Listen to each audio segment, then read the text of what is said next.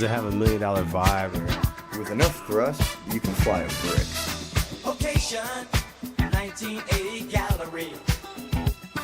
In studio, podcast.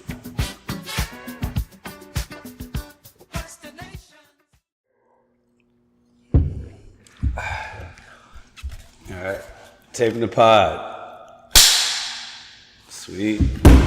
Welcome back. Yeah, welcome back. Good to see you, Eric, after 2 whole days. It is. It feels like a little more than 2 days, but Post-birthday celebration. yeah, there's the calm before the storm, the lull after the storm. So welcome back, art fans, to the Location 1980 Art Podcast. I'm your host, Jesse Fortune, my co-host, Eric Ringman. Welcome, everybody. And I know we've made this particular imploration to y'all before, but I'm just going to say if you're listening to the stereo-only version of this and not checking out the video, you're really missing out.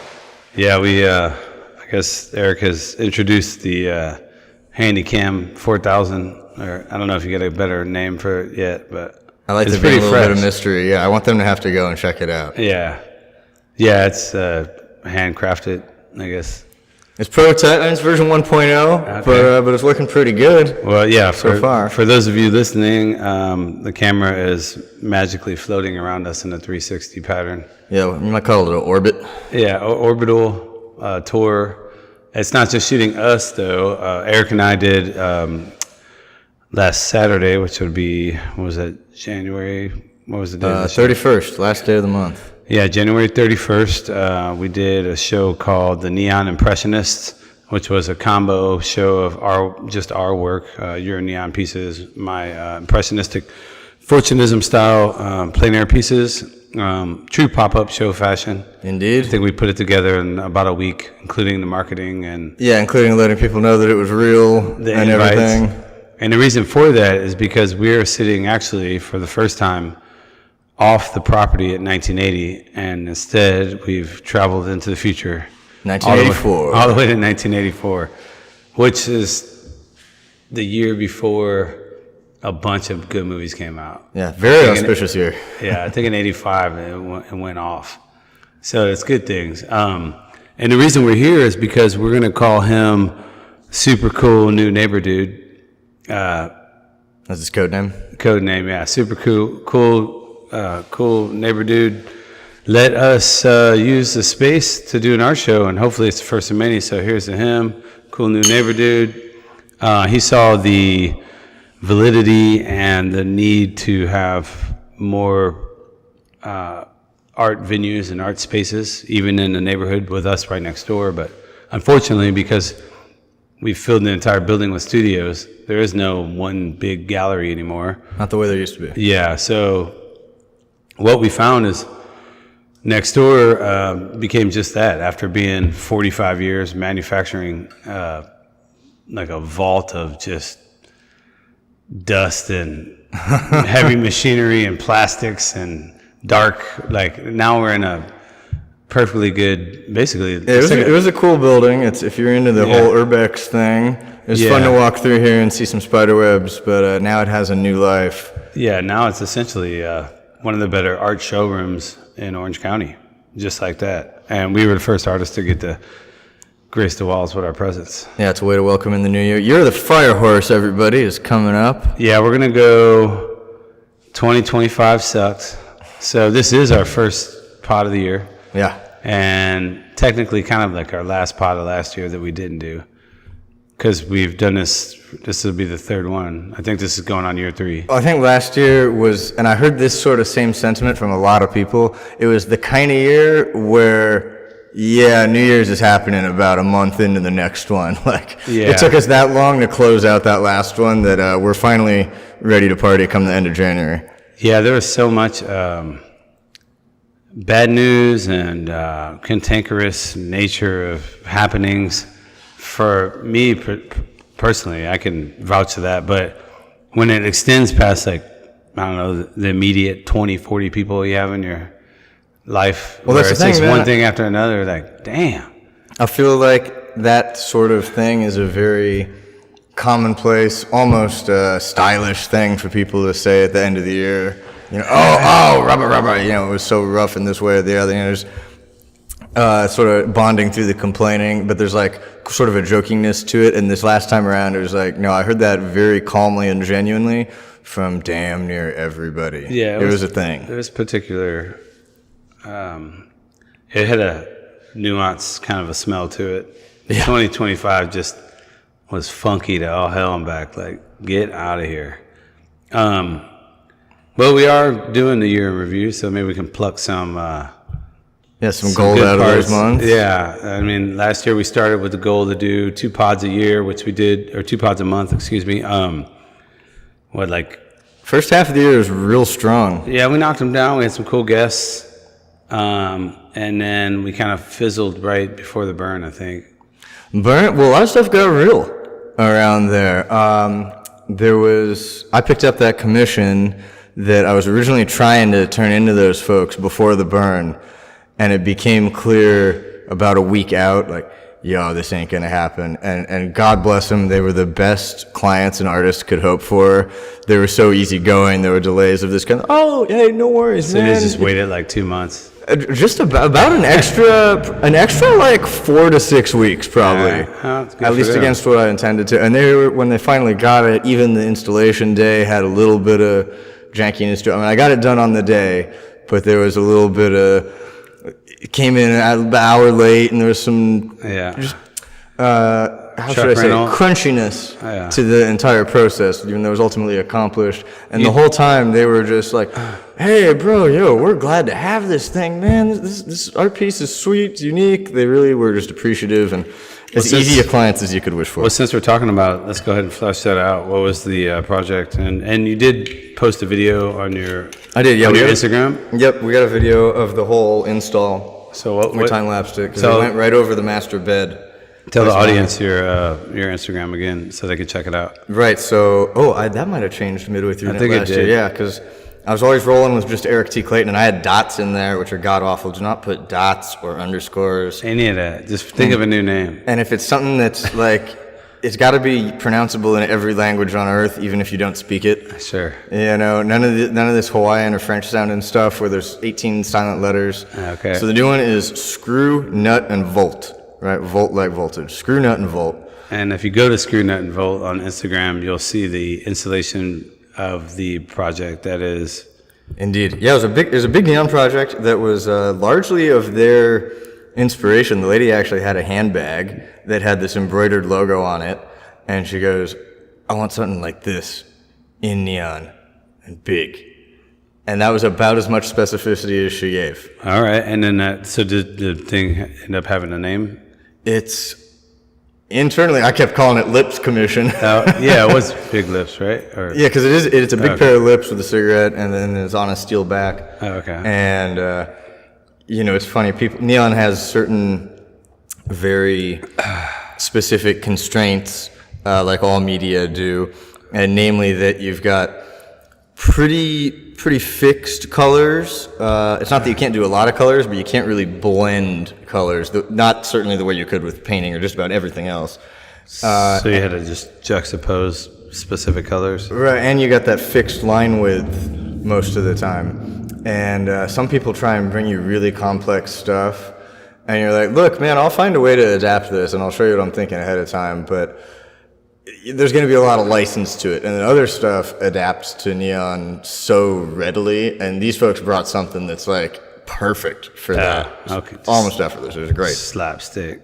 Yeah, well, I met them at the Lipstick Slapstick. Yeah, I met them at the Beverly Hills Art Show. Okay. Back in May. No, that And we was just- another good different thing. topic, yeah. But we just struck up conversation. Different and- topic, but not really, because we're talking about good things that happened in 2025. In fact, we should just call this episode the few good things we can remember about 2025. And people are going to be like, dude, how'd they do an hour and a half? Yeah. Well, so it was born out of the Beverly Hills Art Show, which you did, which was the first time you did that show, correct? First time, yeah. And I know you've done it before. And of course, Scott, who we've had as a guest on here already, he's done it a few times before as well. So As well I as had Bert. As well as Bert, He's yep, in Hertz. another one of our guests. Shoot, have we had any others on here? No, we haven't, but some of the audience may be familiar with it. If you're not, it's the Beverly Hills Art Show. Happens twice a year, spring and fall. It's at the Beverly Gardens Park, famous for the big fountain that says Beverly Hills, and people take That big park you've seen in every movie. a million selfies, and it's right on Santa Monica, and it's all outside, so it presents certain challenges. Whereas you have to load in on Friday, build your booth with all the artwork, set it all up perfectly, and then leave it in the park, and then work all day Saturday and all day Sunday, and then Sunday break your booth down, including all your artwork, get it back in the van, and drive off to wherever you're going. Now that all sounds simple, and I said it within maybe a minute, but it is a beast. And I've helped people. I've done it myself. I've had people help me. And you being your first time, describe your experience. Well, I have the special benefit, because of my medium, of having work that is both heavy and delicate. This is an awesome bonus combo. Yeah. And forget about the power. That's like a minor concern in comparison to the other things. Power was achievable with one stroke of a pen, right? I mean, you just rented. It was. Well, so here's what I'll say. The broad stroke of the whole process is, having never done this before, regardless of how much advice and information, is given by everybody else. Don't do this. Watch out for that. Right. Yeah. Nothing. There's no exchange for experience. Sure. Right. No substitute for experience. And so every single step of the process, if there was something where I didn't really have a good idea of how this might go, that's where I planned for the worst case scenario, no matter how wide or narrow the analysis was. So everything was like kind of over engineered in a sense. I had this gigantic box truck that probably... Your truck was big as fuck. It was obnoxious. and not because of how much space I needed for stuff. Yeah. I could have taken stuff in something literally a tenth of the size. But it was the smallest truck they had that had either a ramp or a power lift on it, which that was going to be necessary. Not only because we were hauling some heavy boxes in and out of there, but also my on wheels 330-pound rental battery. Yeah, that thing was awesome. I wish we got to get one of those. If there's any battery sponsors out there, Jackery, EcoFlow. We're some artists that need power. They lifted this thing into the truck with a forklift. Yeah, that's awesome. Which I did not have access to in Beverly Hills. Sure, indeed. Well, sounds like you adapted, you planned. Then take us, let's get past the nuts and bolts of setting up. Now, I was there, but tell the audience how it was the first time where thousands of people start showing up to check out this art fair, and you're just, hey, American, here's my stuff. It's awesome. Well, you asked afterwards. We did a bit of a debrief, you, me, and Scott, and you observed. I started describing something, and you observed it more articulately even than I understood it myself. But this was the truth, which was on day one. I'm just like happy to even be there. I'm just thrilled about the novelty of the experience. I've never had that volume of foot traffic, eye traffic, whatever you want to call it, through stuff I've been displaying in a same amount of time ever, by like a couple orders of magnitude probably. Yeah, there's literally thousands of people jumping into the big pond. Yeah, will come by every day. On the flip side of that, there's also a couple hundred artists, so their attention is divided, but it's exposure on a whole different level than I'd ever done before. So it's pretty thrilling. Obviously, it's an awesome, beautiful area. And then the second day, I'm waking up going, okay, here's this thing. This is pretty much all I've been focused on for the last couple of months, was doing the various preparations that I needed to do to be able to exhibit this stuff, renting the equipment and creating the booth setup, doing all that, which had a good amount of construction design and stuff to it. So I did these couple months of planning, and now in one day, I'm 50% of the way through the thing. And I'm like, damn, dude, what happened yesterday? And I had a lot of fun. I had some good conversations, but did I really accomplish anything in a consequential perspective? And the answer to that was no. And so I went into Sunday with that attitude. Intention. Exactly, the intentionality upgraded on a whole different level. And so I was much more forward about having people sign the guest book, getting their contact info if they seemed even a little bit interested in something, pulling that thread, not waiting for them to do it. Because what you realize is... Coffee's for closers. Put that coffee down. You need a pair of brass balls to do this job. Well, go ahead. What you realize? Well, yeah, what I realized with that is that you do, right? And that they all came to see you. And I think in most people's day-to-day, if you're somebody who's not doing a lot of sales, which I'll admit I'm not in a sales job really ever. Right. And, maybe trying to upgrade people to the movie theater is the closest I got, but I've never like sold cars or anything. And so most people's day-to-day lives, your interactions are very 50-50 in terms of how much each person is expected to be the one running the show. Right. And this is something where you are the one on stage and these are guests. And so they're here to come check out some sweet art, and the big bonus is that they get to meet the artist, because at this show, unlike a lot of others, the actual artist exhibiting must be there. You can't have your cousin or your sister, your agent, your stand-in, anything. Yeah. And so that's a lot of the draw for these folks, is that they get to see high-end artists and actually talk to them in person. And so they're expecting that whole experience. Well, guess what? You're the one who's got to provide and really kickstart and be the dance monkey. The lion's share of the doing the work of that interaction. And on the first day, I was kind of expecting to have it ignite because of their passion for the shit that I had made that's cool, because I already spent my passion on the shop floor, on the studio floor over the last several years. And it's like, no, dude, on today, you got to show up and deliver. And so I was much more forthcoming and instigatory and initiative driven. Yeah. And that really worked. That's great. And, I witnessed you. I also came and hung out in the booth. I remember one thing that was pretty funny, and we never looked up that video, but I tried to, but I never found it. I think they didn't post it right away, but we'll look back on it. I think it was Beverly Hills .com or something. Yeah, it was like a local TV, but they do it on the internet or something. And it was just like a wacky, I don't know, but a kind of a, I don't know, friendly TV crew that comes around and like, hey, we picked your booth to be on the BeverlyHills.com TV.net or whatever. And you're like, all right. And then you see them coming because they had like a decent camera and they had a reporter I'd seen them like, I don't know, walking to coffee or whatever on the premises. But it just so happened I was in your booth and you walked away to do something. Well, it was the exact, this is the annoying crux of this show as someone who's exhibiting, is that because any second you're not at your booth, any second you're looking at other people's stuff is the second you're not at your booth. Right. And that's a possibility for sales, meetings, whatever, lost. So you do want to be there. So you also have to use the facilities. You have to get some food. Get lunch, yeah. I mean, there's time. Yeah, stuff happens. Yeah. And so, and you'd love to be able to see some of the other stuff there, but you definitely can't sink into it very deep. And like the exact 15 minutes out of an 8-hour day that I'm gone and you were there is exactly when the camera crew comes by.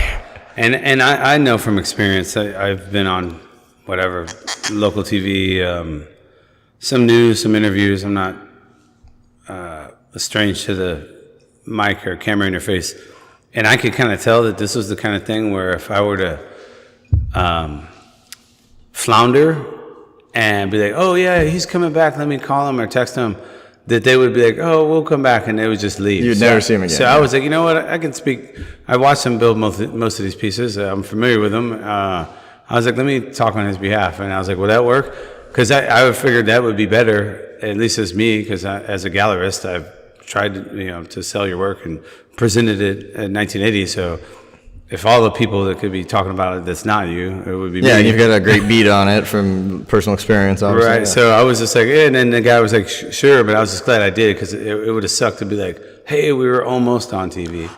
As opposed to like, I just got on TV at your booth, which also was funny because I didn't have a booth that year. Yeah. I was just floating between you and Scott and whatever other artist I knew. Well, I'm glad for that, because I think the way, and this can be said a lot of the time, right? The way that somebody else talks about you, your work, anything, a third party has often better viewpoint, definitely different, but often a better viewpoint than the own person does, because of course they can't see the back of their own head, you know, which you guys can right now if you're watching on YouTube and not listening to this. And then in addition to that too, and because I've been in this role, I've helped more than 100 artists sell work in my career as a quote unquote gallerist, I guess, but just as a artist who can sell other people's work, you know, and I guess you would call that a gallerist, but in the fact that I'm still an artist making art, but also still able to help artists sell their work,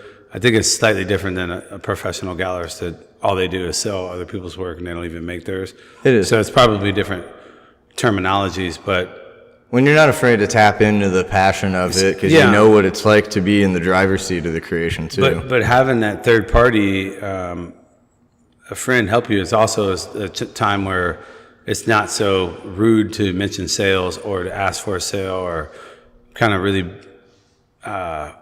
set the table for a potential sale. Whereas if you're the artist, you know, it's kind of like shaky ground. You might be used to that, you might not. But if you're acting in a professional capacity for another artist, it's very matter of fact. It's part of the formula. It is. Yeah. Well, and no matter how comfortable an artist might be with doing that themselves, it's a proven thing. I think it was in like a Robert Cialdini book even. So talk about a master of the persuasive craft. He says, shout out to Robert Cialdini. We need the button. Yeah. If you're a presenter or something, a speaker who's going to come up on stage, you get somebody else to be your hype man, right? You give your accolades and everybody, welcome to the stage, you know, John Smith, whoever, okay? And like you hired that guy, you told him what to say. The crowd knows that guy who's announcing you and talking you up like you're the greatest thing on earth is your dude that you paid. All right. But it doesn't matter. On a completely subconscious level, the fact that it's a separate person creates credibility that actually lands and is measurably different. And there's thousands of examples through the history of PR where they've tested this and documented it. So yeah, it is a real thing. Nice. You get another voice on your side. So let's circle back to you doing like the first day, you're happy to be there. Second day, you have intention on, capturing emails, making, strong inroads to potential sales with potential customers. Was it on the first or second day that you met these would-be commission I believe patrons? That was on the second day. I met 80% of the people at least, not 90 probably, on the second day, because there were so many. Well, some days are busier too. And there is, you do have to work that into the statistic, because Sunday was a little bit busier than Saturday this year. I'll grant that. I'll credit that. But the specific type of difference, capturing emails and stuff like that is great. And out of however many you do, it might lead to something. But I think what was more valuable in this sense was like you might see people coming by, and after you've seen enough folks come by, you'll notice the difference between ones who are really cruising and take a look versus ones who take a look and they slow their step just a little as a bit, or they might say something to their friend, and that's when you can detect that there's interest that's not just passing. That's interest they didn't show to the 10 booths before and after you. And the thing is, they're moving with purpose. They're going to the pizza place, or they're going to their friend's place, or they're going to get coffee or whatever. The dog needs to pee, something. But the fact that they might not even consciously thought about it. They did that little slowdown or something gave them away. That's where you don't just smile and nod or say good afternoon. That's when you invite them. Hey, come on in. Hey, what's your name? Who's buying art? And sometimes something like that is funny because it hits them like a cannon they don't expect. But you say something affirmative that arrests their assumption of what was going to happen. Because their assumption of what was going to happen was that they were going to keep walking to a place, and they're mentally on the rails, and you derail them. And it's their choice if they want to get off the rails or not. And a lot of the time, they do. And all you had to do is just instigate that little thing, and then they show up. And some of those conversations, they did only go on for a few sentences, very brief, and maybe they took a business card and moved on. But some of them, where they were about to walk by, turned into the longest, most consequential conversations I had all day. And then they turned into 30-plus minute things. And is that how it went with your new patrons? I gotta say, I do not remember what time of the day I brought them in or what the opening line was or anything, but they're asking, once I got them in there, they're asking questions about the work, and I think you gotta judge with everybody what degree do they want to talk and deliver interpretations and fill the space. And this actually gets to something I'd wanted to talk about anyway. And to what degree do they want to get that exact thing from you? Do they want to get interpretations, meaning, and storytelling from you and just, be told a story the same way you do on HBO? And, we had a lengthy discussion about storytelling just the other day, and you talked about, and we should get to that in a sec, this stuff you said about storytelling and art that you learned there at Anaheim. But, storytelling is without question. I've heard so many brand managers, operators, PR guys in the last 10 years or even less say this, that is the superpower, that's the thermonuke of the modern world, because the coin of the realm anymore is attention, and even mass attention, because people can be talked at, yapped at all day, every day, in their pocket. And a lot of it's good. There's a million good things out there to look at, and it's like, how do you get them to look at and care about yours? It's one of the few things that can separate you from everyone. Exactly. Other 8 billion people's story. And it can separate you from not just the other 8 billion, but from the other 100 million that have a really damn good thing that they got to show. But your good thing has a story, and their good thing is just a good thing in a white room. Right. And so the storytelling is huge. And some people, what I saw there is some people, they really want you to reel them into something, and whatever your piece was might have intrigued them. And other folks, they love to tell you about their interpretations of what it made them feel or think of or reminded them of something that happened. And if that's the kind of folk that you come across, then be a good listener, but settle into whatever. It's like a tennis rally. Yeah. You're not trying to crush them. Settle into a good rally with them. Well, in addition to, I'll speak on behalf of that was your first time, and if you're a veteran, there's another side of that where people come to shows and they just want to hear themselves talk almost. They want to be the smartest thing, or tell you, they want to spin yarn or whatever it is. You got to be almost like doubly assertive. Be like, hey, that was great. My mom's coming to the booth, or I got to take this call, because you got to stop that. Because while you're talking to somebody who's just now, they're not buying. They may be genuinely interested, but they also are just now at some point wasting your time. And because you're here in somewhat of a business purpose, and they kind of want to yap. Yeah, and while you're doing that, some of those people that may potentially be buying or walking by, and so you got to keep it tight. Just it goes both ways. That is true, and I experienced a little bit of that, where you might go through these quiet periods for an hour straight, where you get a couple of brief pop-ins and hellos, and that's about it, and then all of a sudden you got more folks than you can handle, and you would think, if they're all into it, that they would kind of wait their turn, or even engage in kind of mass listening where you get to talk to the crowd. Yeah. Not necessarily, very rarely. Frankly, they got to be really into what you're doing to be at that level. Usually they might give it a minute, if even. Basically, if they can't get you right away, they're going to walk on. And you can see it out of the corner of your eye happening, and it's the worst, because you don't want to be rude to the person you're talking to. And if they get more than about a half a foot outside that door, outside that booth, she gone. They're gone. Yeah, they might as well be 100 miles away. Yeah, all right. Well, what are you going to do, yell after them? Yeah. Hey, get back here. Chase them down. Look at this. Yeah. Maybe I do need an art attack, some kind of art shotgun. Yeah. You know, with little bean bags covered in art pieces or something to give free samples. Yeah, like maybe paintball gun. Just tag them before on the way to their car. I do want to do a paintball based fashion line, That'd but be that's nice. a different subject. It could be done in this room.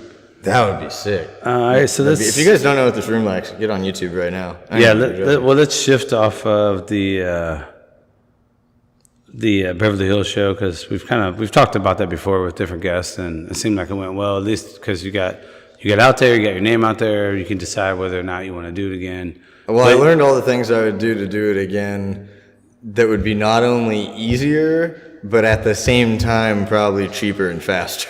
Yeah, no, it's crucial. I overdid it a bit, but it was great. It was a blast. Yeah, and it got you the commission, and you executed it.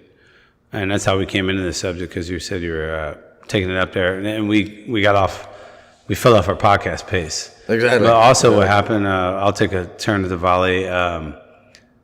In June, late June, I got my hip replaced. Yeah. And so, and I remember we were thinking that we had plans while I was recovering in Palm Springs at my brother's house. We had plans to maybe do a pod out by the pool. Yeah, that's right. And it all sounded great until I got my damn hip replaced. And you realize this is probably the last thing you want to do, or your patience and your you'd be sitting down. Yeah. But I gotta give you credit for surprise. Yeah, we were doing a pod in the pool. Yeah. In the recovery suite, or Which recovery spa, which I couldn't get of your in, brother's backyard. Which I couldn't get in the pool or submerge my legs or butt for That's 4 right. Yeah, 4 months. the cut couldn't go below the pool. Yeah, so that was one of the detractors from us getting it done. Well, something that was funny that cut me off of that dream a little prematurely, because I was thinking, like, June's a bit of a busy month for me because I got my mom's birthday early on in the month. My dad's birthday's later on in the month. I usually get together with her and, we celebrate that at the golf course or something. But by the time that I was about ready to be like, okay, this next weekend, I'll go out and I'll surprise you and be like, I'm in Palm Springs. And worst case, we just go to the bar together or something, bring our moms together, or best case, we shoot. And at the West Side Art Walk that we do every third Friday in the summertime, you come as a surprise guest, and everybody's like, yo, we thought you were still like fully recovery mode.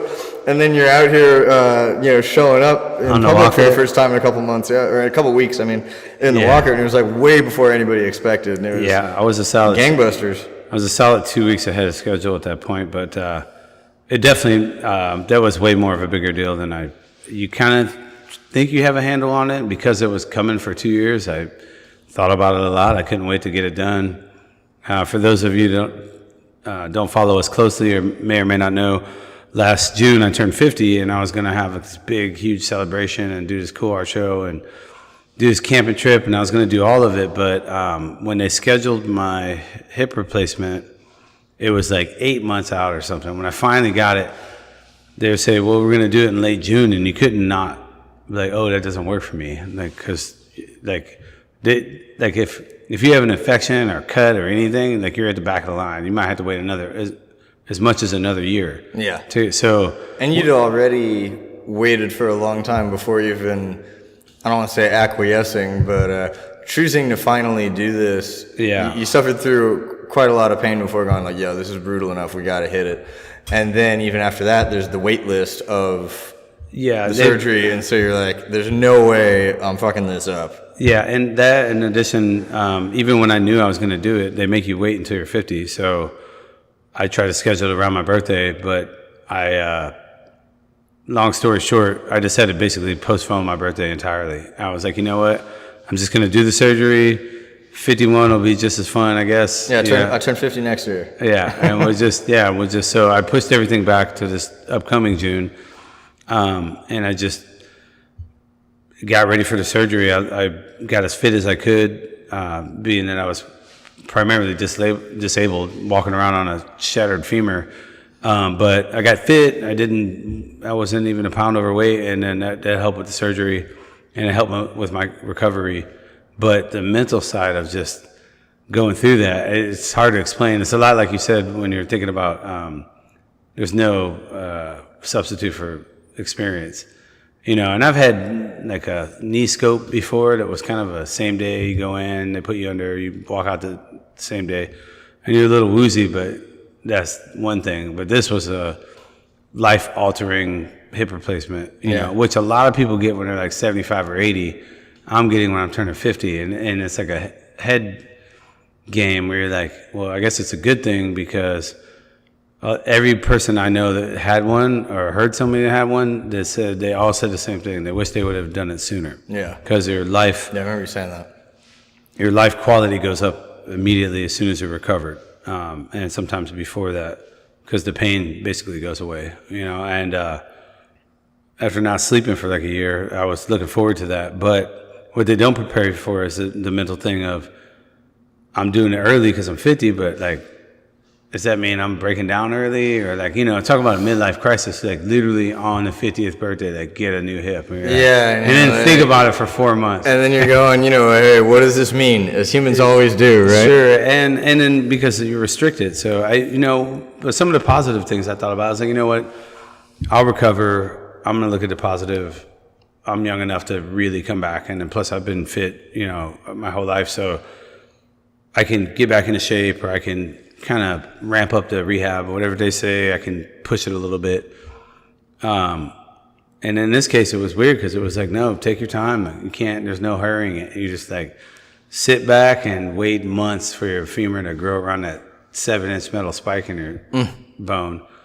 And so I did that. But I guess I kind of knew going in too, because my doctor was like pretty gnarly. He's like, we want to keep you on a walker for like 6 weeks. And I was like, oh, what? That's not what I researched or whatever. And it was one of those things where I was like, it's probably a good thing. He's like, I'm doing it because otherwise you might get a little overzealous and mess up his good work and like crack a bone or dislocation or whatever. I think you're doing too well too fast. So in the meantime, while I couldn't paint how I wanted to, I started messing around with AI a lot and getting more into like ideas. I was like, well, what I can do is sit here and think. With the text AIs?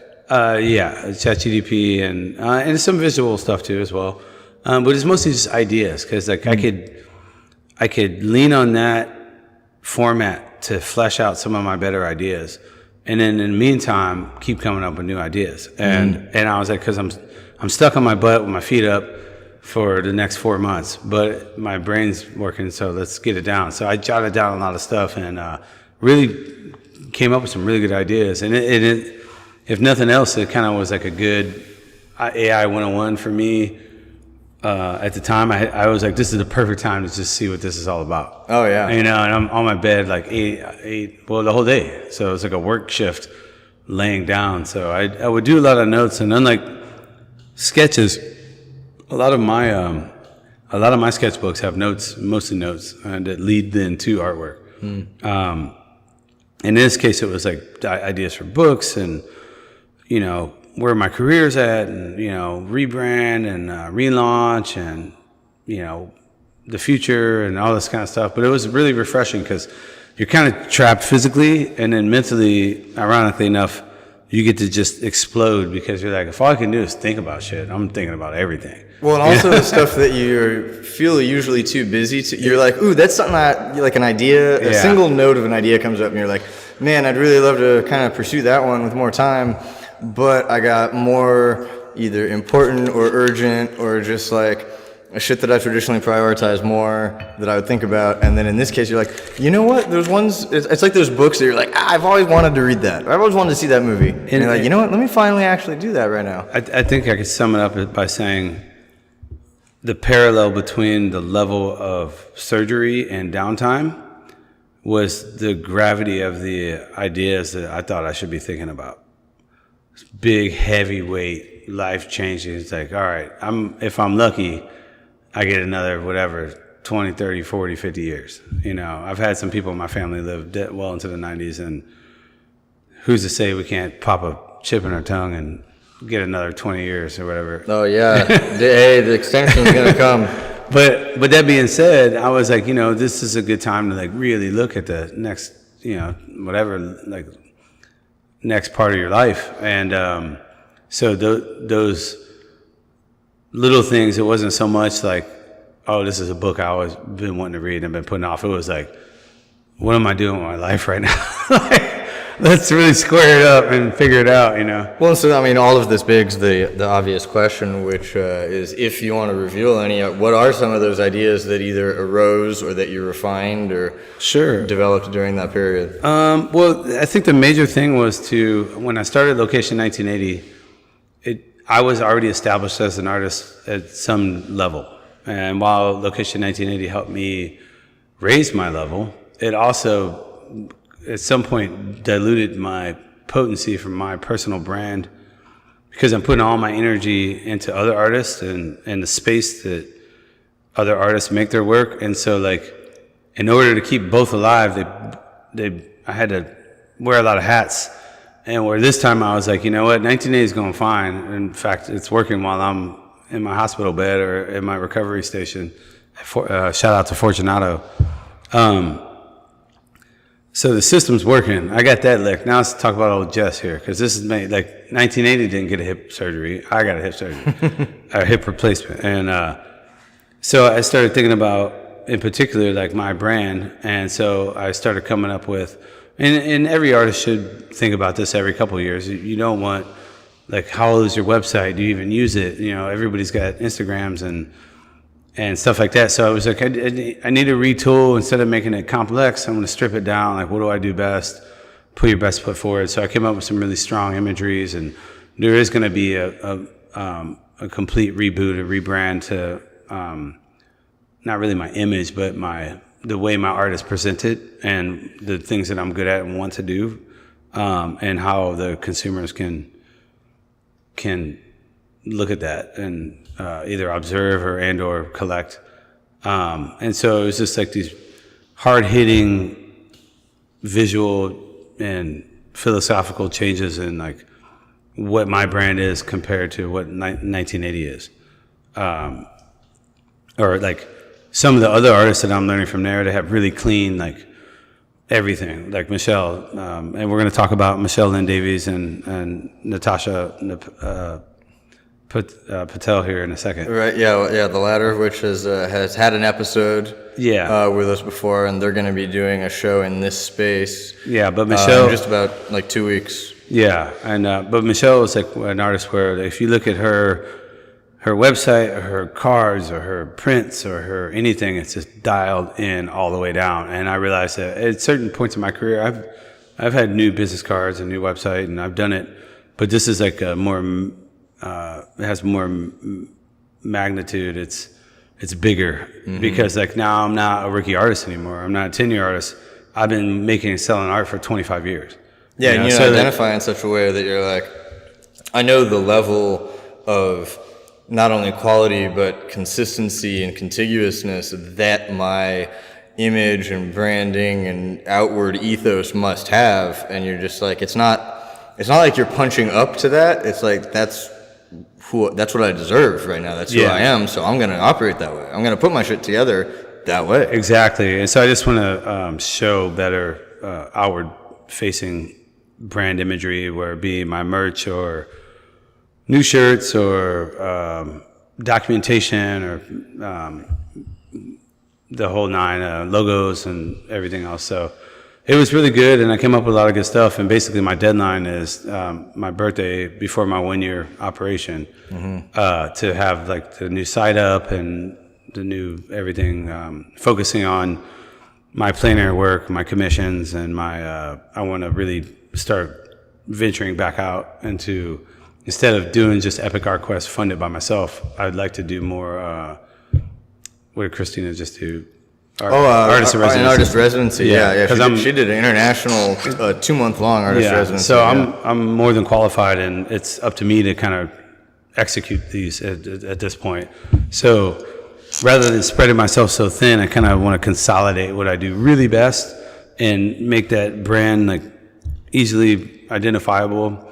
And I've been told before, if there was another 100 artists in my work on the wall, a lot of people could say that I know that that's your piece, because my style is clean. It's fortunate. And it's distinct. Yeah, and it's also the biggest verbal or I guess clue I could hint at it is that instead of being Jesse Fortune or anything like that. I'm just like trademarking my style as Fortunism. Yeah. Because it is what it is, and if you've seen it, you know it, and if you haven't seen it, you need to know it. And if you haven't seen it and you're in your car, pause this and get on YouTube right now. yeah, check it out. So it's just stuff like that where I've had some good ideas where I haven't followed through, or I get distracted because I'm building a whole nother business. Whereas it's like I use that downtime to kind of focus on me, and then like the better I do, it's like rising tide, raises all ships. So that was a kind of a awkward transition to like turning 50, like get a new hip and like go through some long downtime. But now that it's over, the 4 months of just really not being able to do anything and not working, I couldn't do any side jobs. I couldn't put my boots on. I couldn't go up a ladder. I couldn't fall off a ladder. I couldn't get in a pool. Once that kind of went away and the light came on, I started being able to walk right. No more limps, no more canes, no more crutches, no more walker. And then even into this year, like it happened on the disc golf course when all of a sudden I was waiting so patiently for months that my body to be able to play again. Yeah, to just do certain motions, and my body told me. I didn't think my way into it. Like I'm gonna try this right now. It was just my body. Like after all the rehab sessions and all the PT and all the glute squeezes, my body was like. The muscle memory told me like it's okay to like proceed now. We just leveled up, and then it was like I called it the fun meter. The fun meter rang loud in my head all of a sudden, and my spirit was happy. And it had been, I'd say, a solid 7 months since I had that feeling. Wow! And so I was like very stoked. And for me, it's no coincidence that feeling was in 2026 and not 2025. So yeah. But that was an interesting little segment of last year, which also is another. You say little segment, it's half the year. Yeah, well, and it's also one of the reasons like we were hesitant to do the pod. Like one thing kept coming up after the other, and then there was other things with our friends. We lost dear friends. One early in the spring. Yeah, we lost 2 friends last year. Yeah, so it was bookended too. One was in the spring. We lost not just friends of ours in general, but friends who were both very deeply connected to this space. Yeah, and pillars in our community in different ways. But, one at the beginning of her life, Amy Kells, shout out to Amy. And towards the end of the year, Trollinger, Dr. James T. Trollinger at the end of the year. And so, like, there wasn't a time to think things were getting better when it just kept happening or something was bad. And you're just like, damn, this is rough. Well, I don't want to. Also, I know I'm always trying to sell, and so I don't want this to come off and sound promotional. But I'm earnestly so happy that we have taped interviews with both of them. That we've got like a couple hours of their faces and voices that we can watch again and again. And not only that, but talking about their most passionate things. Yeah, if you guys really want to. If you already have listened to that, or if you haven't, I would strongly suggest, because it's another thing about this podcast in particular that's aimed for up-and-coming artists, or, Trollinger was world famous for his laser physics and a whole different scientific community. Yeah. But art-wise, like a lot of people didn't know him, and so like, this is why we started this podcast and why we'll continue to do it, because you think, oh, they're just interviewing this next artist or whatever, but it's not true. It's like, it's very important, and if you don't think it is, unfortunately, when someone's gone, then you really know how important it really was. Because what other institution is sitting down with your day-to-day next-door artist and doing an in-depth interview that could live on forever to tell the whole world their story?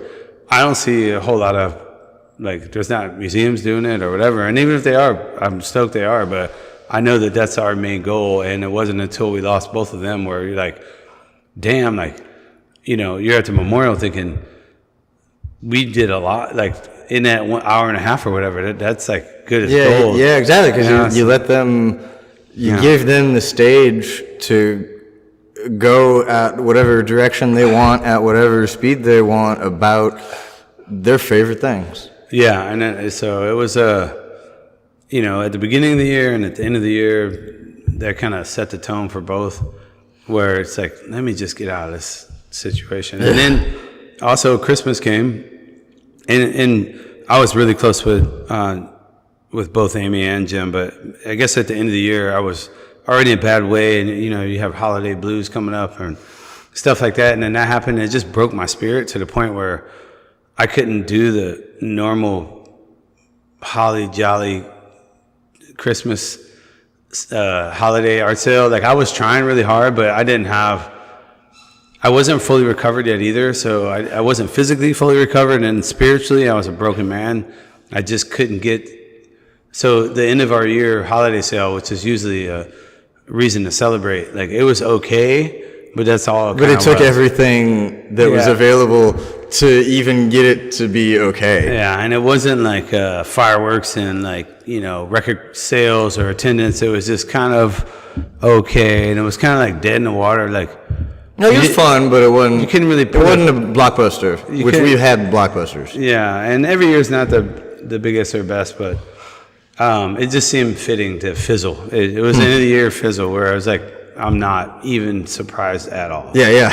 And the Chiefs lost. That is part. That's right. That was the next day or 2 days after or whatever. Yeah, I think it was Saturday. Yeah. And the next day. Oh, Patrick. And I think that might have been either the first or second NFL game I watched this year, and I was, the Chiefs get fucking destroyed. And I was like, dude, they look bad doing it. Yeah, and you're just like, that's how they've looked all year. Yeah, it was just one thing after the other, but you know, there's some other good things, and let's see if we can rewind. I mean, you got to go back to the burn. So let's go back to the burn. That's a cool thing. And there's an art-related thing to that, and I know we were talking earlier about how my commission got a little bit delayed in delivery, and I tied that to the burn, you know, so you can infer because of the burn. Yeah.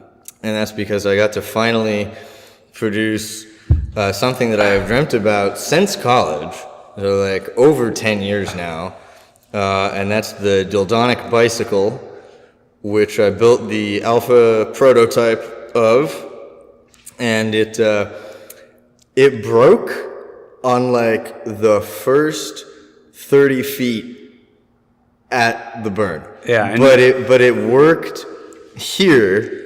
Yeah. For the length of our property and back, a couple nights before driving out to the desert. And if I could and Jen and Rishi were there, so some people got to see it. I saw it as well. And if I could testify on Eric's behalf, I was watching him, knowing I had no interest in going to the burn, but I was like, when my burner friends are gearing up, and his giddy excitement. This is like 3 weeks of me nonstop doing just tinkering on this project.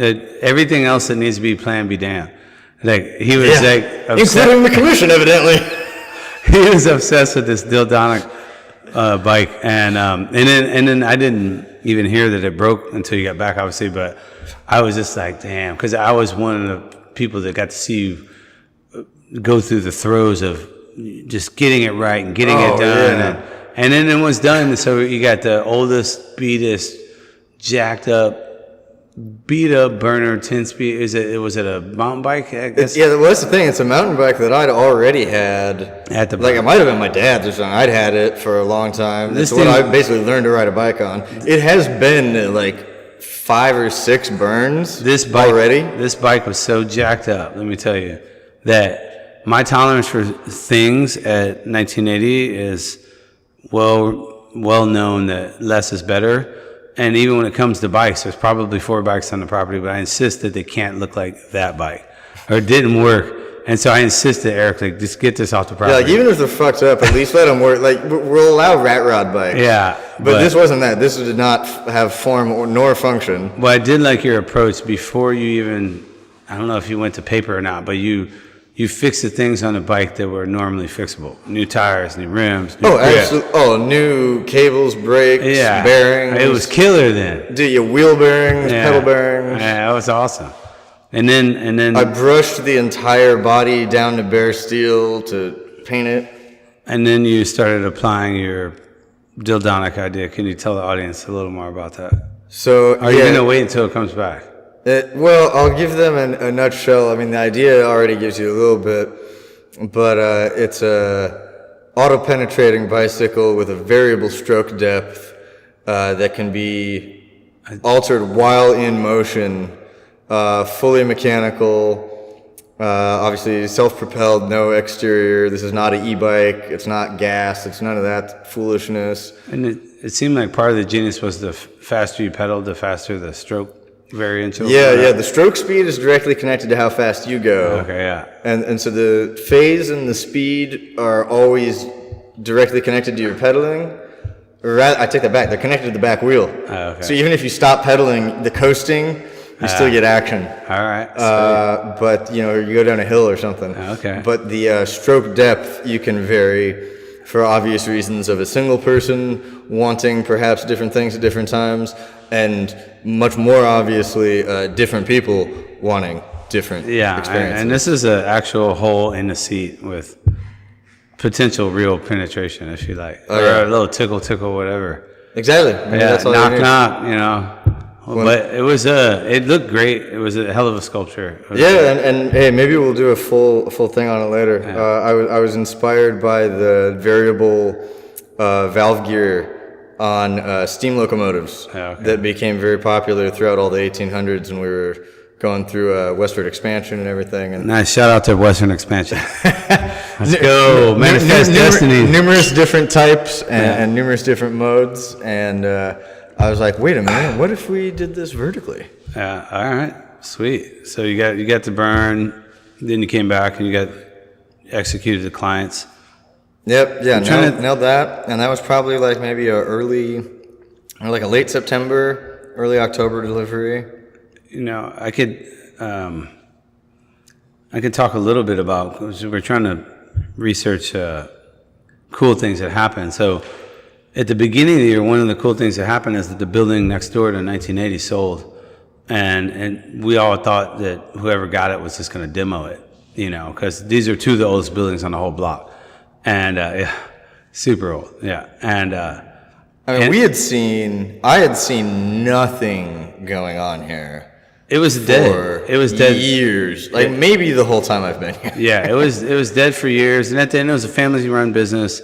I won't get into the name, but it was a manufacturing company, and it was gone. People get older. Yeah, I mean, at the end, the one guy was still there. But we're talking like a massive, like a 18,000 square foot lot with big buildings on it, and a couple different buildings, a couple different courtyards, a couple different ways to get in and out. Yeah, there's both offices and industrial. Yeah. I think high voltage. Yeah. Probably 480, and a fully functioning kitchen. Killer stuff. And so, to our surprise, while this whole messed up year's going on, one of the cool things is the guy who ended up being a cool next door neighbor says, I got a history of kind of retooling some of these older properties and breathing some life back into them, as opposed to, essentially at some point, both this building and the next door is going to get demoed. But they might have another 20, 30 years. Well, and the way they treat houses around here, and the same goes for commercial.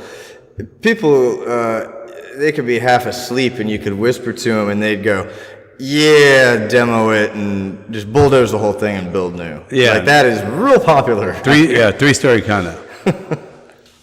So rather than demo it and doing three-story condos that have been done up and down the street. So we've told the story before, but I'll refresh your memory. When we first came to location 1980, now 16 years ago, it was all light industrial, and the whole area. And before that, and still now, is known as kind of a corridor of mostly automotive and light manufacturing. It was kind of all car guys, and that kind of got phased out as we've been here. It got overlaid, and some kind of West Bluff expansion program in the city of Costa Mesa, where all of a sudden now it was going to be also retail, also residential. So that opened the whole street to new things, and all these old buildings tear down. Lot of 3-story, $1 million condos. These residences are packed in. They're tight. Fish, dude. They're tight, but they didn't used to exist. So at least the difference is now there are people that live on the street, whereas before they simply did not. And they're really nice. So they're not they didn't build shanties. They built 3 3-story. Oh yeah, I mean, I Rooftop. got a friend who lives in one. Yeah. It's a nice spot. Yeah, they're all nice, but what it did is it changed the dynamic. Also with the coffee shop across the street, so now we have retail, we have coffee, and that does well for the art business. But his vision was another place that could be not just more condos. You know, it could be something for the community and the public to come in, check it out. Yeah, something and it that could brings be some life. Yeah, and it could be something like that could change depending on what the event is. And so it was. Needless to say, this is music to our ears. There's a bunch of artists where we could have some more space, and we're directly next door, so we're not like down the street or across the street. Yeah, this is not a euphemism. Literally, the next building. Yeah, and so that makes it more than convenient, and coincidentally, just it can't be happenstance. So it's really cool, and we're here recording our first pod over here. And we happen to be in that room right now. If you tune into your high definition video stream. Yeah, it's probably 1,500 square feet with 12 to 15 foot ceilings, polished concrete floor, white walls, killer artwork, which you can see if you're watching a podcast on YouTube. And if you're not, you can come to one of the art shows. So one of the cool things also that was about last year, including this space, we could segue to not only what we just did this last weekend, which is pulled off the first show, a 1980 production, not at 1980. Mm-hmm. I love the ad where it says the address, and then it's got X'd out, and it's like 1984. That was all Jess right there. Yeah. I was like, just give it up. Uncle Jess came through. But not just us, but now we kind of set the stage for Michelle and Napa to come after us. And they've already been working on the marketing, and it's going to be really clean. And we're thinking in the future, like, maybe it'll be a monthly, maybe it'll tie into the summer art walks. Mm-hmm. Or maybe, just maybe, we do what I've always wanted to do, an opposite solstice show, opposite of the holiday art sale in the summer, and call it like the Costa Mesa West Side Arts Fair or something like that. We got to get that plaster snowman back. Yeah, that's right. I guess so. Yeah, we'll put some Tommy Bahama on him or something. Yeah. Give him some shades. I know where it's at. Shout out to Manfredi. Maybe we hit him with a little bit of the torch, so he's like half melted and solid. But so yeah, so we're cooking up some major schemes, and the next thing is going to be fractured and form. And I hope I'm not messing that up because we didn't bring the. I think that's it. I hope you're not either, because that sounds right, but I don't know. All right. So you talk, I'll look it up. So we're about to look up what's going on. So yeah, this is, as I teased a little bit earlier, the upcoming show. What we've done here, which you all are hopefully viewing if you're watching this on the video feed right now, is a pop-up, which is to say it's not a informal or casual show by any means. I mean, we really did it in here, but it's a lot of existing work, and we were able to just pull it together in a quick time, do something high-end, clean, but simple, and it was a little bit of a test run on this new property we've just been describing. But what's coming up next? Yeah, this is a real show. This is a pair of artists who are coming together. Who is it their first name show for both of them? I think so. Fracture and Form, an exhibition of work by Natasha Patel, aka Napa, and Michelle Lynn Davies. This is new work. It's curated. It's rolling out. February 21st, 2026, 6 to 9 p.m., 1984, Placentia Avenue, West Side, Costa Mesa, Orange County, California. Fracture and Form can be viewed online at location1980gallery.com if you want to RSVP. Oh, nice. And yeah, so they're doing full curation. Some of their pieces kind of vibe together, even though they do. Michelle does high level figurative narratives. I mean, she either writes a poem and then does the painting, or she does the painting and then writes the poem. But most of these paintings have this really eloquent vibe, and the figurative painterly mastery is It's just that. It's masterful. Yeah, it's on a technical level, Yeah. extraordinary. And if you're somebody who was driving with the stuff we were saying earlier about storytelling, here's somebody who this stuff is not happening by accident. Indeed. There's a thickness to the narrative. And then by contrast, Napa stuff is raw. It's like, it's going to hit your heartstrings. So it's real Discovered abstract. in the doing. Yeah, it's very abstract and potent to the point where you got to have it. You have to be affected by it because it's very. Yeah, don't try to think your way through it. Allow it to happen to you. Yeah, very bold, in your face, and emotionally triggering artworks. So you can see that Fracture and Form on February 21st, 1984. And one of the things I want to talk about, we can talk about a few more things. There's no time limit, but I'm staring right at it. And if you're watching at home, the brightest part of my year last year was all tied together by Yosemite. This will be visible in about 5 seconds. Yeah, from, so if starting you, about right now. Every time you see the back of my head, over Eric's head is my 3 pieces from Yosemite. Yosemite National Park, which has always been at the top of my list. If you follow my work, I've painted in Glacier, I've painted in Yellowstone, Tetons, Grand Canyon, Moab, or not Moab, but what's that? Zion. Zion. A lot of places, a lot of national parks, but Yosemite has always escaped me because every time I got really close, there would be a fire or something happen. Not a flat tire or car trouble, but every time I got close, there was usually fire that just made me to where I couldn't get there. And I'd be like, damn it. And so I'm recovering from my hip in the summer, and I get this message from a couple clients, and they've been fans of my work, and they're relatives of collectors in Manhattan Beach. And they said, we really want a Yosemite piece. And I said, well, I want to do it, but I also haven't been there. And I feel like because I'm a true plein air artist, I needed to go there and paint to feel the energy first before I work from photo or feel any kind of connection to the actual spot.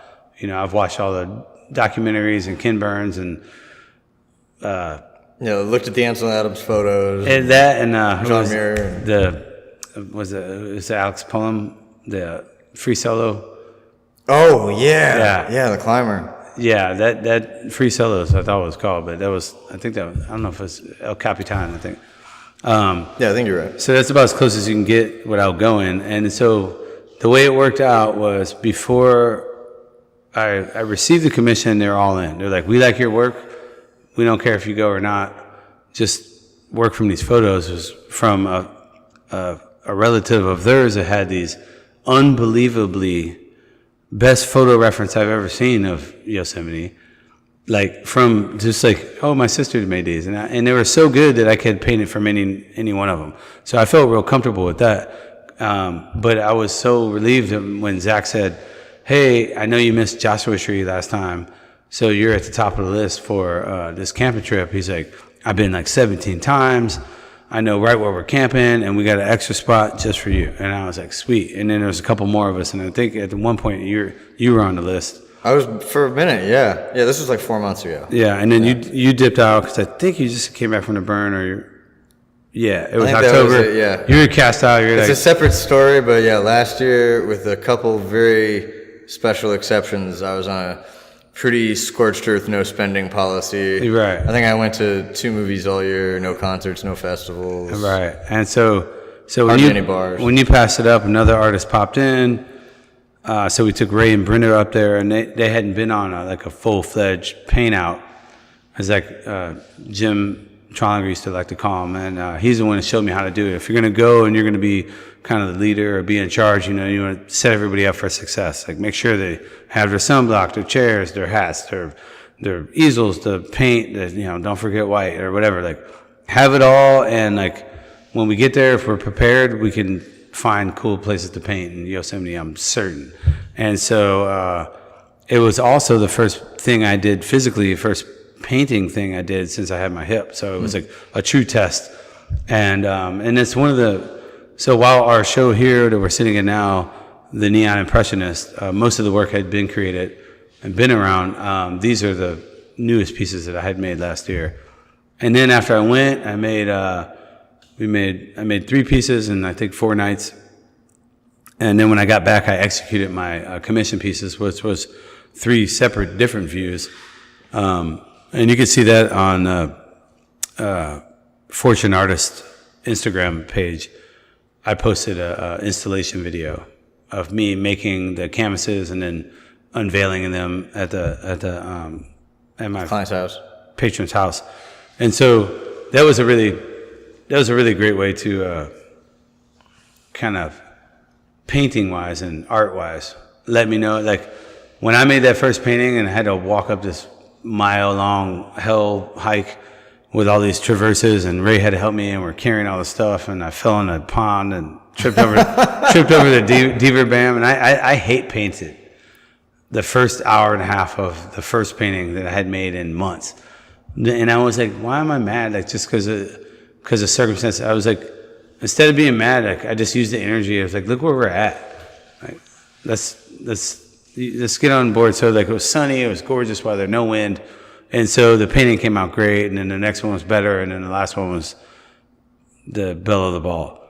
And then I was able to transfer that energy directly into my commission pieces, which was due on Christmas Eve, and I made the deadline, including the installation, and I was so delighted that Steinbachers, shout out to the Steinbachers, their whole family like took me in, and it was like their Christmas family celebration with the unveiling of the artwork. And it was just, it couldn't have been, that was a true high note to get out of the year. I knew after that, I was just like, let me just slide into January 1st and before I get hit by a bus or something. Yeah, well, you know, and every year here, it's like I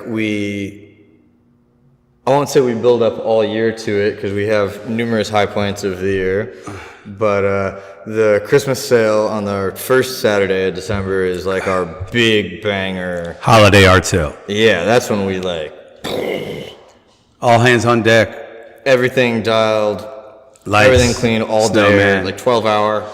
About 4 12 hours in a row. Yeah, and then publicly, between that and, like, usually about there, and the Super Bowl, that's kind of our hibernation. Yeah. That's our reload. Yeah. You know, and get ready for next year. And so... hit the gym, go to LA Art Show. This year, we got to go to the beach because it's like 80 here. Sorry about it. The last couple of days have been excellent. I mean, since January, Well, but especially this last week. Right. I mean, it was kind of awesome for doing our show and the birthday and stuff. It was like 80 degrees on 2 days ago, I think. We'll take it. It's going to be 85 on Wednesday.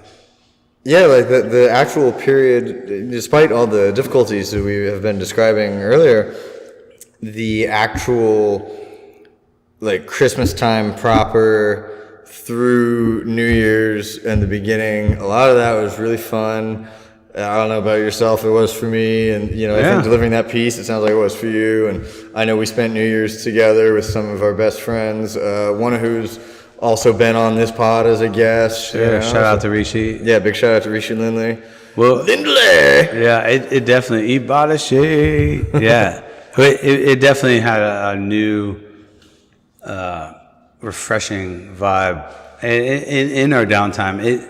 Because this downtime, it became more clear how the lights come on, including the weather. Like, just like doing that thinking when you're on the leg, though. Yeah. Like you say, the intensity of the thing that causes the downtime is if you use it well, is reflected by the intensity of the downtime. And that might be a funny phrase for some people, but you know, as a physics person, as a science person, what I mean by the intensity of the downtime is just like the amplitude of the downtime. Like, this is how up the intense thing was, and this is how restful the resting thing was. And that can include those deep contemplations, those deep refreshes of energy. Absolutely. And plus with the weather, and like my mom came, which she's been for the last few years, there was a lot of like about faces, a great way to start the new year. And honestly, I've said it several times, but the weather, like, it's supposed to be a La Nina or something.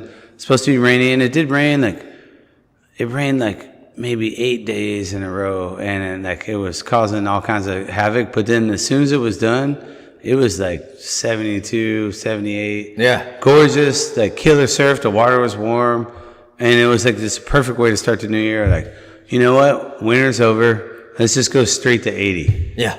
Every day. And it's like, my mom came on the 6th of January, and she was like, oh, this is great. And I'm like, it was just like 40 degrees and rainy all the time. And now she was like, well, this looks cool.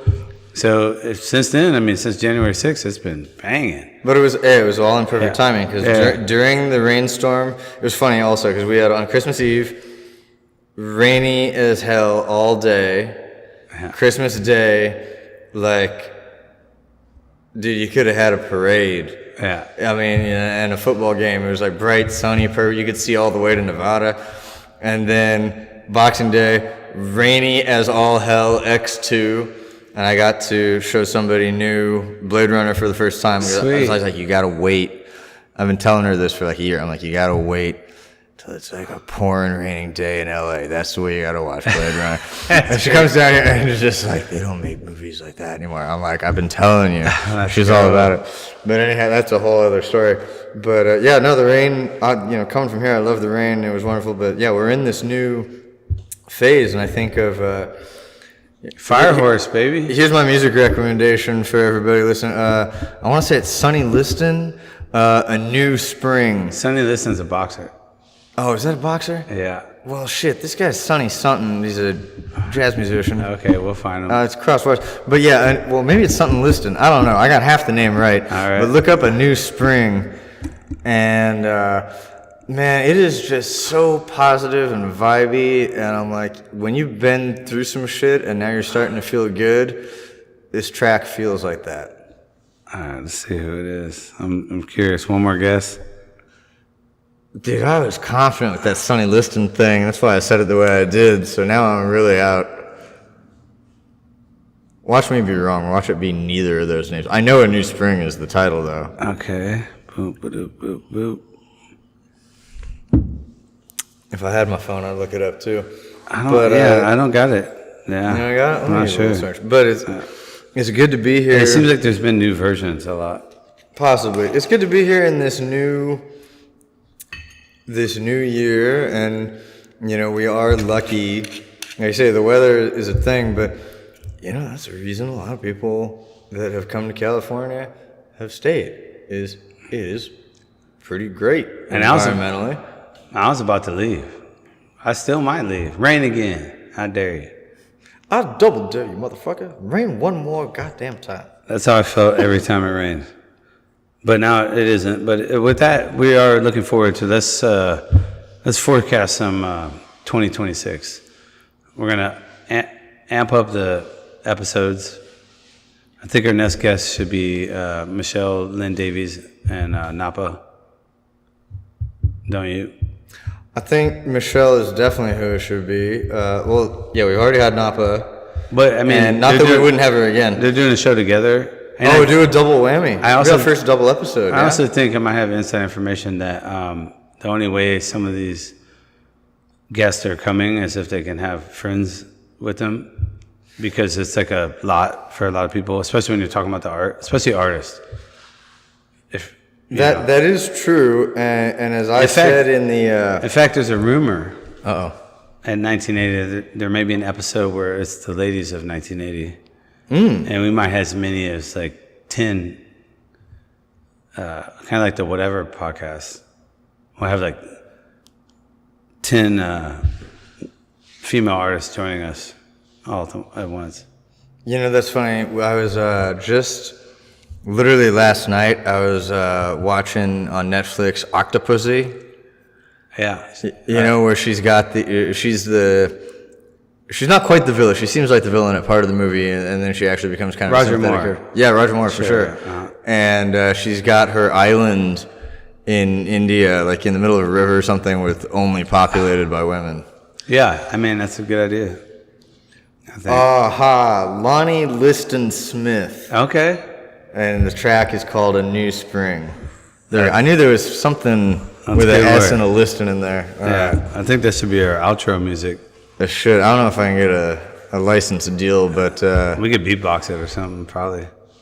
Have you seen that beatboxing dude? I don't know if he's Korean or Japanese. Like, I saw a beatboxing guy in Japan. He's got his. And I taped him because he was amazing. Yeah. He was right out in front of the Meiji Temple. Well, this dude's trending right now. Like, if you see him, he's got. I'm pretty sure he's got a white chick girlfriend. I don't know if it's his girlfriend, but they're always in the same videos. But man, this guy gets down. He's the one. I can't think of the song. Fuck it. He made a song, a beatboxing song. I don't know if it's the first beatboxing production where it's actually just. Where the song is only that. Yeah. And you're like, this is. I'm fully about it. Oh, that's great. Yeah, it's gonna hit me. But anyway, we can maybe get him to beatbox. Sunny Liston. Or, This guy was like, you know that. what's his name? You know sound Lonnie effects? Liston. Yeah, Lonnie Liston Smith. Yeah. Yeah, okay. You know that dude in like the Police Academy, the Naked Gun. Yeah. And he's in Spaceballs. Sure. He's that sound effects guy. Man, we ain't found shit. And he's and he's like all these. This dude was like the next evolution of that. Like it was that level of talent, but I mean he could fully. It was musical, and I just got off the train. I was just trying to go to the temple, and I'm like, I gotta sit and watch this guy for as long as he's gonna be here. The track is called Dopamine. And it Spelled is the normal way or like dope? probably dope. I mean, and it's sick. And like a lot of people listen, like you can look it up. You see him on Instagram. You can't believe it's coming out of a guy's mouth because he's doing like drops bass like on his own track. Like he's already beatboxing the song, and then all of a sudden it's like, here it comes, boom. And it's like a whole nother octave of bass. You're like, But it's also happening at the same time. yes, Yeah. in rhythm. Like it's There was this chick mind blowing. I saw on YouTube, and she does a video describing what polyphonic singing is. All right, let's go. Which is this weird thing that like only some people are even capable of doing. Is that like Mariah Carey, like 8 octaves or something? No, it's not about the spectrum you can hit. It's about being able to do like 2 tones at once. Oh. Because you're doing one of them the normal way, and one of them you're like letting resonate out of your throat. Is or that something. like when Jenna Reese do the fucking? Kind of. No, that's like a phase difference that they know how to modulate, which is one of the most romantic, beautiful things I've ever seen. I fucking love that. We need to get them on tape doing that here. But we need them to talk about her UFO project on this pod also. Indeed. But it's it's like one person being able to sing multiple notes at once. Right, I get it. And not only So he must be one of the those. fact that they can even do that is like crazy. And the fact they somehow discovered it, but the fact that they can then control it, like this isn't a freak aberration. This is a thing you know how to It's a real party fully trick. modulate. Yeah. Yeah. And this chick who's describing it has recorded the video in black and white, and it's kind of this soft focus.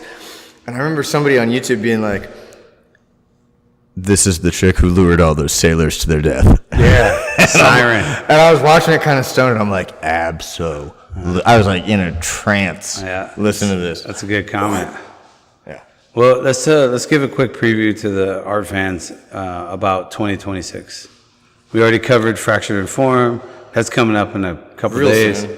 February 21st. But then I think we are going to get into like what I want to construct if we're going to grow as a community, like geographically, West Side. I really want to do that, like that West Side Art Fair, like in July maybe.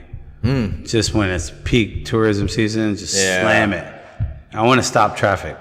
Yeah. You know, what do you call those uplights? The Hooray for Hollywood. Oh, the Klieg lights? Yeah, like when a movie premiere comes out? Yeah, we're getting those. Red Definitely. carpet, the whole 9. Valet. So there's that, and then there's all the plein air trips. I'm reading. You got one in April, right? I'm going to lead the first ever Jim Trollinger Memorial plein air paint out, which in a way has been passed the torch, has been passed to me to now start leading these paint outs. Which, I mean, when me and Jim did them, like he was behind the emails and stuff, but I was also kind of the muscle. Yeah, but there was a big camaraderie it was a co-created thing. We would lean on each the other. importance that he had of it has clearly, obviously, that we're speaking this, been witnessed and understood by you. Yeah, but so I look forward to leading that in April, early April. I'm also doing, finally, I'm going to celebrate my 50th. So that's going to be in June, and we're going to do a show here. I'm going to debut some new work, and then we're going to do a float trip and camping trip in Missouri. Pucky Huddle, shout out to Pole Bridge Tavern, where to find Never Dine. Don't look it up because Google Maps will not help you. Awesome. But what about you, Eric? Personally, on your art quest, what will you come up with? This, I can already tell you, and it's funny, we're taping in this super echoey place, which I'm hopefully able to knock down in post, but we'll see. Post. The theme of this year is definitely sound. All right. Sound, music, audio, etc. That whole world. And Reel to reel, baby. I'm into it. A lot of that. I love audio the files. The reason that I actually got this place was for things I wanted to build in that realm. A lot of which are also fine woodwork involved, and just didn't have. And I kind of talked about this last New Year's show, thinking Didn't do that shit. I was ready. And we didn't even talk about Miami Spice. Yeah. But like I got pulled in by a bunch of other projects, Miami Spice, Daltonic Bike, commissions, doing the Beverly Show. Like a lot of shit that was good and valuable, took up time. Life. And a bit of life. Yeah, we didn't even talk about the both heart thrills and heartbreaks of this year. And that's its own pod. But I like to call it a swift dick kick. there were some of those. Yeah. I got some swift dick kicks from God. Yeah, there you go. And I learned how to stand up and keep walking anyhow. That was one of the... Walk your way right into these new audio projects. Yeah, that was 2025's lessons. So anyway, at the end of last year, I had previously built my own amp for a guitar, and I built the guitar, cigar box guitar, and they'd been sitting in my apartment for a long time, and I'm like, those should be at the studio for Christmas, whether for me or just interactive. So I did that. And one night after figure drawing, we were sitting in there having some drinks. And I'm like, I got that electronic keyboard up above. Oh, It's time to bring that down. What are we doing? That's been up there for like 4 years. It's time to get it in position. And so I'm just summoning in. I'm already putting instruments in the space, and I want to get into the hi-fi stuff. So it's time to go. That's great. And I think the more you do it, the more you find out, like, you bring somebody like Rishi in there, or somebody you didn't even know, like Ray, like wants to learn a guitar. Like people, like just having it there, like changes the scene. It does, and that's exactly. It's been successful. People who have played with that guitar, which I built to be able to have simple, either 4 or 3 strings. It can be strung either way.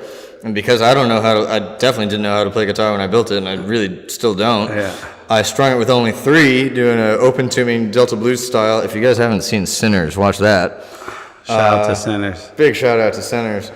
And when I was tuning it and setting it up before Christmas, I broke one of them, so there's presently 2 strings on it, haven't repaired it, and people are still, including myself, having a great time. Nice. Let's go. So I look forward to the audio. We need more of that. I mean, Jamie was like that when he was in 1980. He was always playing the bass. It was kind of sporadic or here and there, but it had that element. And, we always have music on and stuff, but Rishi was like, he could play the guitar, but he was here so shortly. But he has such an understanding of production. And just music, his ear is crazy. He likes wild shit from everywhere, all the time. Well, and this is why I love him. Shout out to Shady Pines Radio. Yeah, big shout out. This is why, Shady Pines. That's why I love Rishi as both a DJ and a radio man, which a lot of the professional DJs I've met are like this. Sure, they're hired to do a very specific thing on a given job, but any DJ I've ever met that's any good just loves music. Yeah. Dude, it doesn't matter whether it's, classical, rock, jazz, or like African. deep ass, African, Mongolian throat singing, Tibetan chants, stuff that was been passed down in oral traditions since before they knew how to write music. And then he'll just pair them right into each other. And majestically, so it won't be crunchy, dumb shit. It'll be like you somehow fully understood the through line of humanity. Well, hell, his show is called Common Threads with Rishi. Like, this is what he does. Let's go. Yeah, and I love that. Oh, that's great. Well, we'll get into that. And before we sign off, we touched earlier on the passing of Amy Kells and James T. Trollinger. We brushed against that, and I didn't want to just dismiss it because at both of their memorials, our community, amongst other communities, came together with like a glue and like a passion that, like, I hate that it doesn't take someone passing away to get that. But if that's the circumstance, it's nice to see that our community really comes out and helps and shows out, and like it's like very tear-jerkingly heartwarming that you got a real example of the community that we're in. And Well, the other day we had a celebration of birth where people really showed out, and we also have had a couple. In fact, one of them was on the same day, a celebration of death. People really showed out. Yeah. And in many cases, an overlapping group. Yeah. So I just want to bring that up. Shout out to Jimbo and Amy, and like they said at James's memorial, like you're not dead until they forget about you, or I don't know how they worded that. Well, every man dies two deaths. One when he breathes his last breath, and another when the last man who knows his name breathes their last breath. Damn. And I don't think we're going to have to worry about that, because we're going to sing it from the mountains. Well, here's to our community and our audience that's listening. Thanks for joining us on this journey of now going into our third year. And we're looking forward to, like, if you guys have any ideas and you're actually listening to this and watching it, like, we're totally open. We do want to raise our platform level. We now are totally comfortable with interviewing the artists we know and the second layer artists. But if you know any local artists that are in SoCal or flying in and they can do the pod, like, we're looking forward to, like, taking it to a higher level of guests, and it's not all about that, but we just want to share our community with more people and let them know, like, that we're real people that have to go through real stuff in order to make the work that's on the walls. Yeah, well, magic comes from real people. Magicians are real people. I remember hearing a story about Robert Rodriguez and Quentin Tarantino, right, who are both incredible filmmakers, very good friends for a long time now. And I forget which one of them was talking about the other, but it's saying how, like, yeah, this is my buddy that I hang out with. We do the same thing that all buddies do. And then he'll have a new movie premiering, and I go to it, and I'm sitting there as just another guest member at his premiere, and I'm like, oh, yeah, but you're also Superman. All right. Like, we just hang out, but also you can fly and have laser vision, Killer. And these are two great artists talking about their friendship, but like everybody, they're just people, and all art is like that, is you show up and you do whatever work it takes to do, whether that's in the field, in the studio, or even in the pool contemplating after a hip replacement, and then you put it on like we have in this room right now. I hope you're watching on YouTube, everybody. But we're all just folks, even if the work is sometimes, hopefully, Superman-like. The people are just people. Yeah, and with that, we're art people signing off to other art people. Thanks for listening to us complain about 2025. Snake, shed, skin, get the hell out of here. Fire horse, baby, let's go. Here's a fire horse. Fire horse. Love you all.